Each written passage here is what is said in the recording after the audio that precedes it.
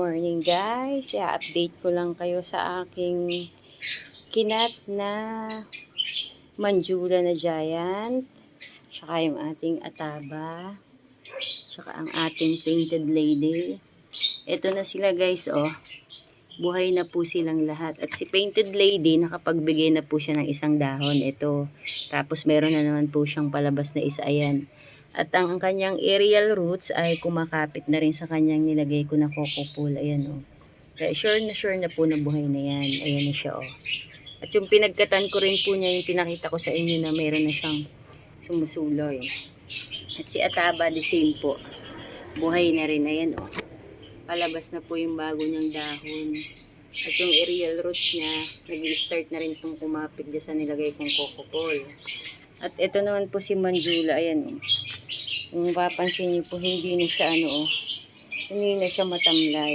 Masigla na siya kasi buhay na siya. At yung bagong dahon niya, nung kinat natin, parang lumaglag yan. Ngayon, medyo nabuhay na.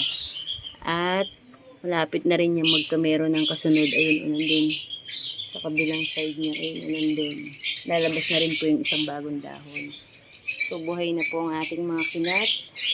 Ang ating Manjula, ang ating Ataba, ang ating painted lady.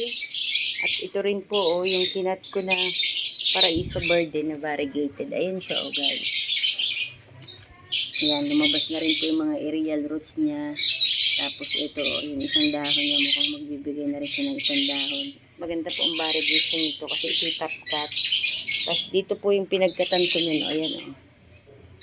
Yan, lalabas na rin yung panibago niyang dahon na nagsulod sa kinatan natin. Tapos may isa pa rin po tayo dito, ayan o. Kaya lang di ko pa siya nalagyan ng coco pool. At itong isa na to, medyo yan yung nawala yung variegation na green. So itong mukhang palabas sa dahon, mukhang may kulay naman ah. Ayan, malaki na yung kinatan natin. So far, okay ang ating mga pinuto, kinatings natin, mga buhay na. At i-update ko na rin po kayo sa aking Borsigiana albo. Ito na po siya guys, hindi ko na napakita sa inyo na nilipat na siya sa malaking paso. Ayan na. Yan.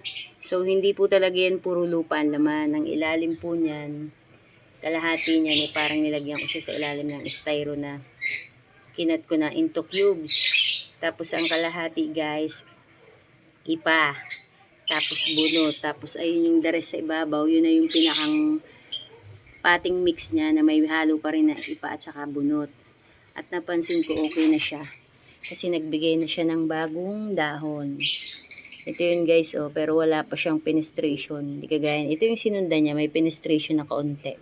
Kasi nga maliit pa kaya siguro magi-start pa lang ito. Ayan na yung bagong dahon niya. Bumuka na. At meron na siyang magandang aerial roots din dito Inabunan ko lang itong bunot. Wait, ipapakita ko sa inyo. Saan na yun? Ayan na siya guys. Ayun. Ito ito. Yan. Sa inyo na buhay na siya. So, okay na siya. Hindi na po yan mamamatay. Yan ang ating update. Sana mapadami natin at mapaganda yan. Maganda na po yan pag lumabas na ang penetration niya kasi magmumukha na talaga siyang monstera.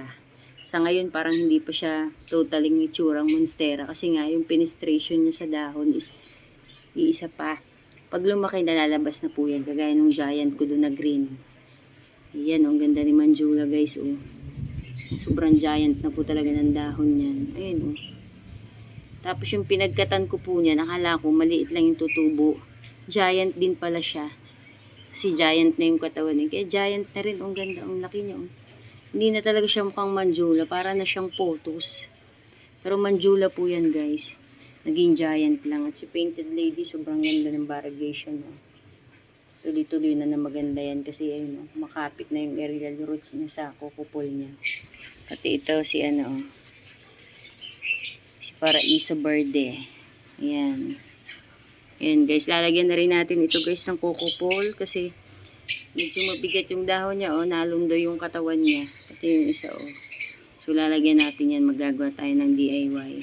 So parang naisip ko na coco pool niya para pag umaba siya, kagaya nung napapanood ko sa isang nagbablog na taga Cebu.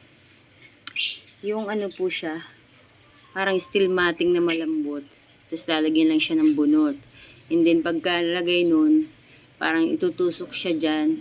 Tapos pagka gusto mo nang ikat yung monstera mo, ikakat na lang din yung steel matting. Mas maganda yung idea na ganun guys. Kasi pag mga ganitong kukupol mo, antikas, hindi mo yun makakat.